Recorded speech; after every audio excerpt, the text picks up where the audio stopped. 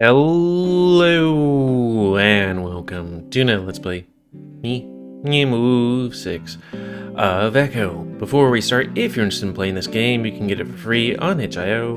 And if you want to support the people that make this game and or get, games that they are currently making a bit earlier in terms of versions, then you can go to their Patreon, $3 a month. Also, side note, I briefly looked up what I plan to do after this, which would be if I do all the routes or not, which would be Route 65 and Arches. Route 65 is done, I guess, so Hyena. I'm not sure if there's multiple routes like this game. We'll have to see. But then, Arches, on the other hand, I read the synopsis of that game, like the brief other thing, and it's like 5 years after the events of Echo, which they do say a certain event's like, you don't put that on the front. I mean, I guess I have to assume that they put it in Echo. It's like, I guess, I don't know. We're gonna have to see. But it's like, well, that's a bit of a spoiler right there. Not pertaining to any person in particular, but the town. Yeah, anyways, the first thing TJ... Oh yeah, and on the last Let's Play, we brought everybody to the boulder, and I said it's Flynn and Carl, and Carl had an anxiety attack or panic attack, at which TJ attacked Carl, and Carl stumbled back, got his hoof stuck in a rock, and fell down, breaking it. And TJ is beside himself. As one would be normally, but it's TJ, so he's extra beside himself. Anyways, the first thing TJ does when we get back inside is lay on the bed and stare at the ceiling. I check my texts and see that they're all from Jenna. They say Carl just broke his ankle and he's going to be fine. Julian is driving me to the hospital so we can sit with Carl and bring him back when they're done. By the way, when they asked Carl what happened, he just said he slipped on a rock and fell. He said that's where the scratch came from too. I assume he doesn't want to tell anybody about what happened. You should think about checking out early. I'm probably going to a friend's house in Peyton after this. I started the last text, wondering what exactly it means.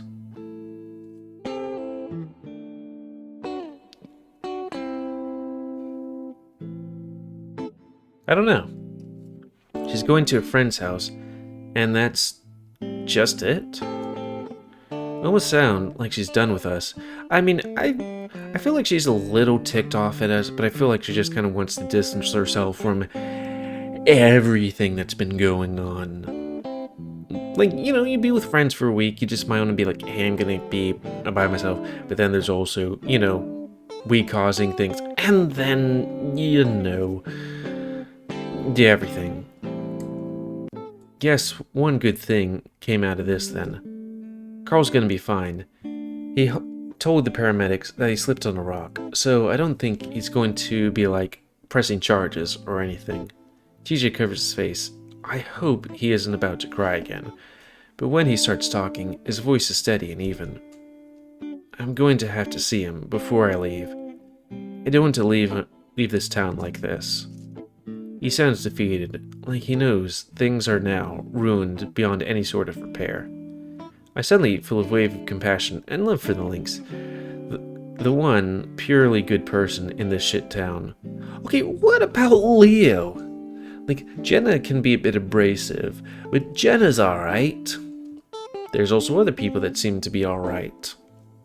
Just maybe not in the best situations. Like, Julian, he seems to be alright. If a bit, I don't know, maybe jealousy, but I think anybody would be at that age. I definitely was, unfortunately. I get up and drape myself over the bed next to TJ. He looks up in surprise, ears perked and twitching, the tufts waving around in the most adorable way. Listen, I know we can't just forget what happened back there, and I know we can't just fix everything, but... I pause and wait until TJ looks up at me. I want to spend the rest of this weekend together and just have fun. There's not really much else we can do. Just you and me, alone in this motel room. with a bottle of lube. TJ looks back up at the ceiling. But what about your project? I laugh. Dude, that doesn't matter anymore. I'll just retake the class over the summer, or something. That doesn't sound good. I don't want to cause you to fail. You're not. I'm making this decision. TJ continues to stare at the ceiling, his eyes glistening with unshed tears. I don't know. It doesn't feel right. I just broke Carl's leg. Carl fell and broke his leg, TJ. No, I did it. Things are so messed up right now. Also, I want to check my face. Actually, pretty good. His voice starts to go high again, and I quickly put a paw on his shoulder. Shh. Can't think about that anymore. It's over. I rub his shoulder comfortingly. You know what? Let's go to Peyton. Get out of this crappy town and do something, okay? TJ lets out a shuddered sigh. Maybe. I just need a minute. Okay. I roll over and look out the window, through the blinds, feeling like I have accomplished something. But things are a little further than what I planned on went.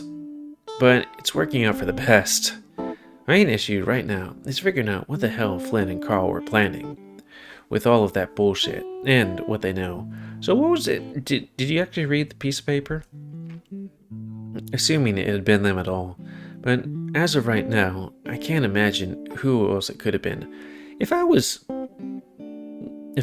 main character's son, I would have just taken the note and disposed of it. You know, maybe drove along the highway, take it out of the plastic bag and fling it out the window. It would have been destroyed at some point. Not gonna find along the highway. I feel a little guilty about what happened to Carl, but I had to show everyone how stupid and crazy the whole thing was. And just then, I see Flynn's truck roll into the parking lot. This ain't good. I tense up, staring in disbelief. What the hell reason would he have to come here? What the hell reason?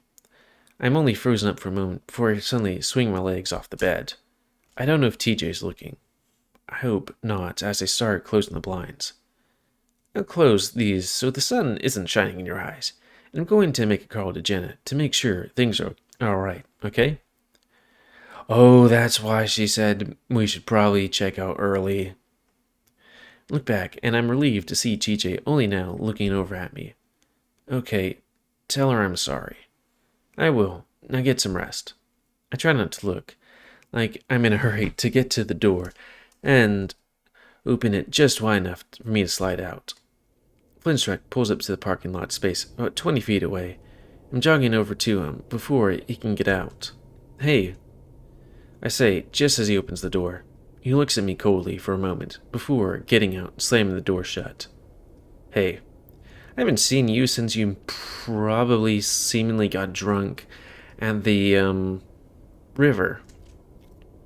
Though, granted, I don't think I've seen Leo since then either. We stand there awkwardly for a full 10 seconds, but Flynn doesn't say anything. You need something? Why do you think I'm here, Chase? I shrug. I have no idea, Flynn. Flynn stares at me for a few more seconds. Then he chews a toothpick in his mouth. You were down by the lake. That's a really weird thing to assume, Flynn. Flynn scoffs. Don't play with me. I see the ambulance lights over by the lake, and 10 minutes later I get a text from Carl telling me he hurt his leg. Really? Flynn? People go down the lake all the time. Could have been anyone. No one goes down to the lake. I know you've been sneaking around the town, doing shady shit with Tej and Jen. I keep on a straight face, refusing to crack under Flynn's pressure. The only reason why I didn't ask you what the fuck you were doing is because I know you all hate me right now. Yeah. But if you really went down there together, that's fucked. Why is that fucked, Flynn? Because you decided it's off limits for everyone else because it makes you feel bad? Fuck off. Flynn's eyes widen for a moment. Do not fuck with me on this, Chase. even though my eyes just went squintier. You know, that's the last thing I ever want to hear from you. It's strange how I feel right now. Normally, I'd be trying to calm down Lizard, try to talk him through his temper and past trauma, but now I don't care. Just like with Carl, I don't care how far this goes. I'm gonna stab him right in his eyes. It is his fault in the end. I can't believe you, Flynn. You start this whole thing, and now you try and act the victim? It's fucking disgusting. Flynn gives me a baffled look. What are you talking about? You mean what I said by the river? Actually, yeah, that's probably the start of it. How does that lead to you assholes fucking around by the lake? Oof, sorry I had an herp. You know exactly how. I watch Flynn carefully, trying to see if I can sense anything in his demeanor, in his expressions. I've never really known him to lie, but if he's trying, right now, then he's fucking amazing at it, because all I can sense is bewilderment. He must have had a lot of experience lying. Sorry, I need to get some drink. Water.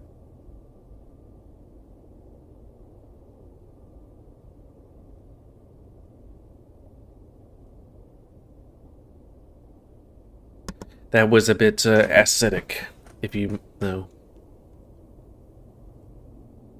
Oh, come on, eyes. Let me pause this for a sec. I need to reset this. And we're back. Hyena. Must have had a lot of experience with lying, because you know, lizards lie, even though that's speciesist. Chase, what the fuck is up with you right now? What do you mean? You're acting like an ass. Oh, so now you know how we all feel when you talk to us. Flynn stares at me, studying me, then he looks up. Who's there? No one. The fuck? Where's TJ and Jenna? Not here. Flynn glances down at me. Well, I gotta take a piss, so can I come in? No. We stare at each other down for a long, long time. Finally, Flynn pushes past me. Well, I'm gonna give the door a knock to see if anyone's there. Maybe you missed them. I whirl around and follow him angrily. I can wonder if he knows that TJ did it. He doesn't want to talk with you. Flynn turns on me. Oh, so TJ's here then. Then, why didn't you tell me that? Why do you think, Flynn, you need to leave right now? Flynn glares down at me. I know you guys are up to something having to do with Sydney. In that case, then I have every right to know. Flynn starts walking again. I know this isn't something that I choose, it's pretty much me, pressing 1-2 things that diverges route, and then I, read the story, but still, it's very much a, I don't like where this is going kind of thing. And he has every right to talk to me himself.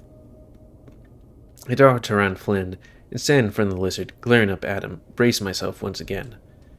Get out of my way, Chase. I mean, you could bring up, the text, being like, hey, I saw those things. Dude. Leave him alone. Flynn pauses. All I want to do is talk. That's it. I let out a mirthless laugh. After what you did at the river? Hell no. Flynn tries to push around me again. I grab his arm. He swings. Oh, there's the angry music again. Tries to yank it back, and I shove him back towards this truck. Leave. I'd be yelling right now, but I don't want TJ to hear us through the thin motel walls. Don't fucking touch me, and get out of my fucking way. Tries again, and this time I grab his arm and yank him away, swinging him like Leo did at the river. He might be tall, but I'm kind of amazed at how easily I can manipulate Flynn's body like a mannequin. Either that, or I just don't know my own strength. Flynn rolls with a curse and immediately pops back up, taking an awkward swing at my head. Fucking little prick. I duck his punch and tackle him around the waist, knocking both of us to the asphalt as Flynn grunts loudly. I scramble on top of the lizard and sit on his chest, pinning his arms under my knees. Again, he can barely move under me. Weak. Weak. I snarled down at him, raising my fist. Flynn flinches, closing his eyes and turning his head away. I pause, letting the tension build. Here comes the punch! Finally, I slowly lower it. Just gonna go boop. Leave, Flynn. Otherwise, I'm going to cave your fucking face in. I'm tired of you bullying TJ and taking out all of your problems on the rest of us. And just being a miserable piece of shit all your life. I wonder what his road is like. Keep my voice low, almost growling like a canine. Because I'm a water dog. Flynn cracks open an eye, looking up at me in fear. I fucking hate you. I always have, and you deserve to have every single one of your fucking teeth knocked out for the way you've treated us. I look back towards the door, but it's closed, quiet. I look back down at Flynn. Leave, and I never want to see your ugly fucking face again. Understand? Flynn just stares up at me. I can see the fear still, and maybe even a little hurt. What happened, Chase? I don't say anything. I know he isn't going to fight anymore. I get up, and Flynn lays there for a moment, staring at me. Finally, he rolls over and gets onto his feet unsteadily. Then, without a word, he gets back in his truck and starts it up. I turn away, finally, hearing Lizard pull out of the parking lot as he opened the door of the motel. Here's the thing. I wouldn't think a guy that looks like that would be able to, would easily fail to overtake a otter. I mean, I don't know. Maybe it's magic juice or something or whatever it takes. I don't know. I'm relieved to see TJ sitting on the bed, looking down at his phone. I was positive that he'd heard something. He looks up when he hears the door open. Hey, Teach. What did she say?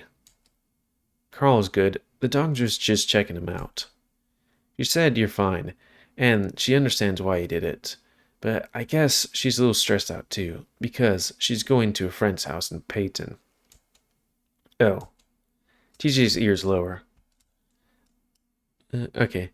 I think she just wants to give you space. Maybe. Did I get a text from... Did I get a text from Julian? Don't you have your phone? Oh, really? Did I, or... I did get a text from Julian. There's a twinge in irritation. Yeah. Said he was going to stop by after he drops Carl, and then I'm going to punch him too. I was thinking that we could wait until then before we leave. To talk to Julian at least. I don't think Carl wants to see me. Okay. I try not to let the anger creep out in my voice as I sit down on the bed next to Lynx. And Chase? Yeah. That's a weird face to make. TJ smiles at me through his puffy eyes and matted cheek fur. Thank you for being there for me. It means a lot. We make passionate love for hours. I mean, it's late afternoon by the time Julian arrives to pick us up from the motel. Things are predictably awkward at first as the stag drives us out of town in silence. Where the fuck are we going? I'm just happy that I've managed to sit between him and TJ again, leaving the Lynx to stare out the window as the desert landscape passes by. I watch Julian as his thumbs tap idly at the steering wheel before suddenly sitting up straight. He also has hooves at the end of his fingers. Oh, Chase, you left your camera in the truck bed yesterday. I forgot to tell you. So I guess we walked all the way back and it was Chase's thing. He glances at me and I nod. Yeah. Probably should have remembered that. Do you want me to pull over so you can grab it out? I don't know how you feel about it sliding around the back there while we're on the highway. I shrug. Should be fine. It's probably been through worse, considering the crap rental from the university. Oh, crap rental.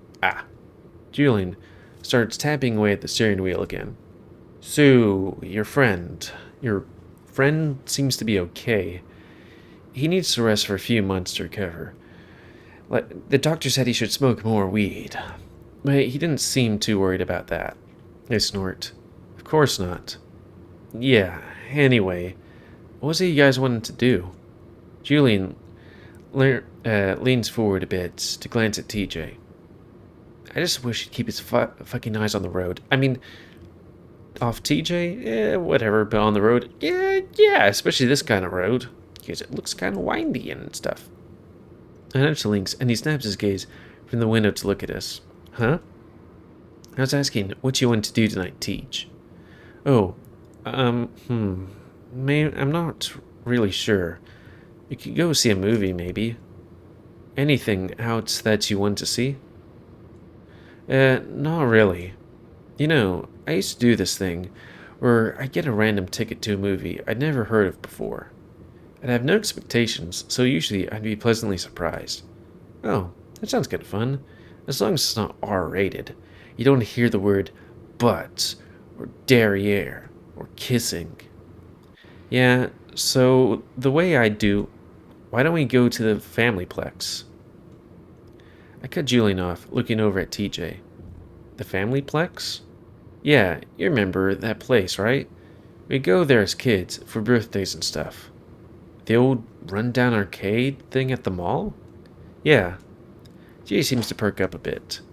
I haven't been there in like 10 years. That could be a lot of fun. If it's still open, I haven't been to that corner of the mall in a long time. It is. Well, alright then. Should we go there? There's a moment of silence before TJ sits next to me. Yeah, let's do that. Oh boy, this brings back memories. Food that was meh, but pretty good as kids because we were hungry kids, especially after doing all this stuff. And it was always like lukewarm because that was the temperature it was when our parents were finally able to drag us away from all the attractions. The Familyplex is basically as I remember it.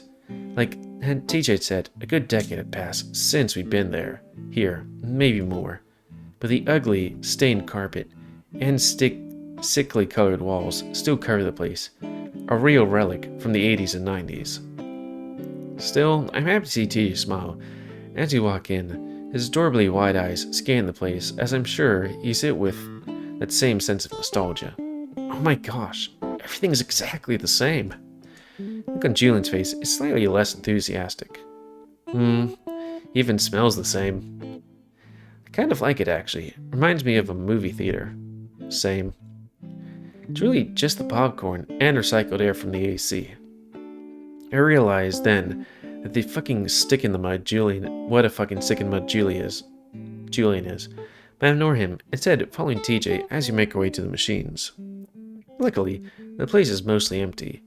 There's a group of teenagers being loud and annoying over by the air hockey tables, but otherwise we have the place to ourselves. For a moment, we just stand there, then Julian reaches into his pocket. You guys want to chip in some money so I can go and get us a few rolls of quarters? I take out a 5, and so does Julian, while TJ hands a 10. Wow, Teach, that's a lot. Look at Mr. High Roller here. I only have 10s. Besides, we'll go through them fast. We always do. Julian walks over the front counter, while TJ and I wait awkwardly next to the skee ball ramp. I feel like things wouldn't be so tense if Julian wasn't here, and I feel myself getting progressively annoyed by his presence. I'm about to ask TJ how he's feeling when Julian comes back with 2 rolls of quarters. So you have 2 rolls. You want me to count out your shares, or... I shake my head. Doesn't matter. Yeah, we're just here to hang out anyway. TJ takes one of the rolls and tears off one end. Didn't think you would actually get them in rolls. Usually you'd put the doll in the machine and then a whole thing of course go. You guys want to play skee ball? Sure. You know, I've always been pretty good with this game. At which point I smash his face in with my skee ball thing, asserting dominance. I take an open roll of quarters from TJ and take out one for my own, inserting it into the neighboring skee ball machine. There are only 2, and I kinda hope that Julian might wander away, but he stays right there behind TJ, watching, grabbing his ass. I sigh and insert my coin, watching as the little balls roll onto the little compartment Wait, is skee ball the... Is that the one we play in Dawn Chorus? Meanwhile, TJ's having a terrible time, each one of his balls rolling into the scoreless gutter. Or is this pachinko? I roll my first ball, and watch as it misses the 40 and rolls into the 10 gutter. Ah, don't worry about it, Tej. Want me to show you how? Julian moves over next to me, and I grit my teeth in annoyance, moving over a bit. The stag flicks the ball expertly down the ramp, and it lands squarely in the 40. Oh, now I know what it is. It's the one where it's like there's that ramp, and then you roll the ball with your hand, and it goes and jumps into one of the holes. I remember as a kid, I had a little sister, or still do, but she was like a toddler and was like, hey, you go and bring those balls and put them in the 40. Those guys won't be so mad if a like toddler does this. Wow, on your first try too. Honestly, I'm out of practice, but usually I go for the hundreds in the corner. How do you do it? Well, Julian grabs a hold of TJ's wrist, and I feel my fur starting to stand up on my neck and shoulders. It's all in the wrists. I'll show you how to do some wrist action later. He moves TJ's arm forward before bending Link's wrist. Oh, I see. TJ tries again, and this time he gets a 10, but on his second try, he lands it in a 50. Nice. Julian holds up his paw, and TJ slaps it loudly. The stag laughs, then looks over at me. You're right, Chase? You still got 4 balls. No, I got 2. Oh, you mean those balls. Without a word, I turn my back to the machine and huck the balls down the ramp. Turn my back to the machine, each one landing in the gutter. Meanwhile, listen to Julian and TJ celebrate another 50. For the rest of the night, I follow TJ and Julian around, the stag showing the cats how best to play the games. All while I stand next to him, dumping my quarters into games I don't even finish. I just want us to run out so we can leave. And drive back is quiet and tense. TJ and Julian asked me multiple times at the family complex if I was right until I finally told him I just had a headache. That stopped their questioning for the most part, and luckily that prompted TJ to propose that we just go back to the motel. I tense up again, and he offers Julian to spend the night there, but luckily the stag declines, because he's a good Christian boy, wanting to go back to his home to his own bed. As he drive, I notice TJ nodding off, his head bumping the glass of his window. You can lean against me, Tej. His ears flick, flushing a bit. Flushing? I can know that we're just like, what kind of flush? Oh, that flush. Oh, really? I mean, I don't want to... I grab his head and break it into my shoulder. As an answer, I reach over to grasp the side of TJ's face before I force the lynx's head to lean sideways against my shoulder. TJ stiffens up, but then he relaxes, and 5 minutes later, I can tell that he's already falling to sleep because I'm covering his airways. Julian glances over at us occasionally, but doesn't say anything. I lean my chink against the top of TJ's head. I realize how good this feels, to sort of envelop him like this. It feels like I'm protecting him. All those bad, tense feelings from the arcade start to melt away. Pretty soon, I start to drift off as well, the smooth drone of the highway lulling me to sleep. I think now might be a good time. I'm not sure if we're still going. But yeah, I feel like that's going to be the end. Oop, right. Right click doesn't bring up this. It just goes back. Woof. So, end of this Let's Play. So, comment, guys. Comment, comment you like, dislike, tips, tricks. Otherwise, if you like my YouTube and would like to see it grow, then please like, subscribe, and share the video step grow. And please remember spaying your animals to help control the pet population. And also, what the fuck is up with Chase? I don't know. And until next time, let's say, me, GamerWolfSix of Echo. A game that's our main character is going downhill kind of hard. Yeah. We said that we're close to the end of the game. What was the specific wording again?